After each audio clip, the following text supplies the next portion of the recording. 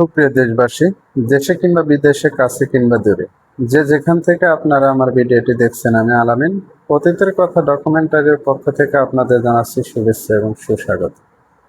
এখন উপস্থিত আছি লোহাকর।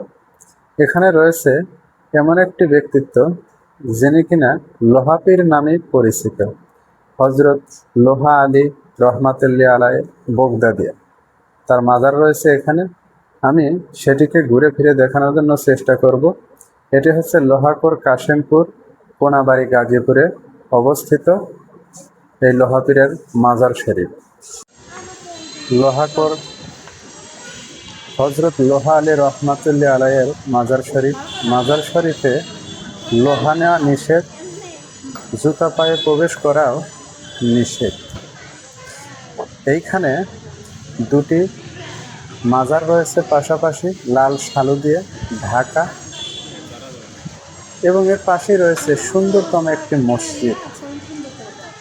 এবং এই পীরের মাজারের পাশ দিয়ে আশপাশে যতগুলো জায়গা রয়েছে সব জায়গা কিন্তু লোহা দিয়ে আবৃত।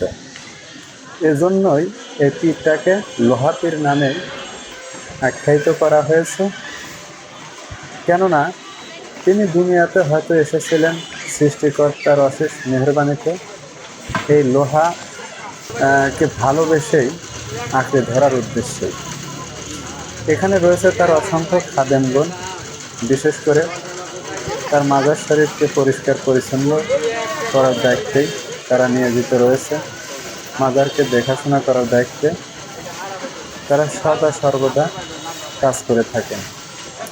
তাছাড়া এখানে রয়েছে তার পাগলপাড়া বান্দাগণেরা, বিশেষ করে তারা এই মাজারকে দেখাশোনা করার জন্যই সদা সর্বদা কাজ করেন। এবং এখানে তাদের থাকা খাওয়ার জন্য রয়েছে দুটি ঘর।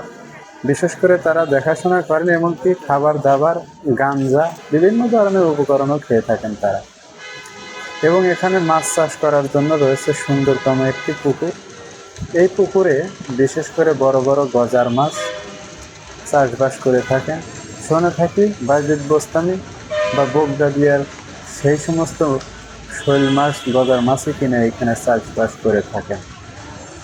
যাই হোক, জায়গাটির এরিয়া ছোট হলেও এখানে প্রতিনিয়ত দূর দূরান্ত হতে লোকজন এসে থাকেন দেখাশোনা করার জন্য।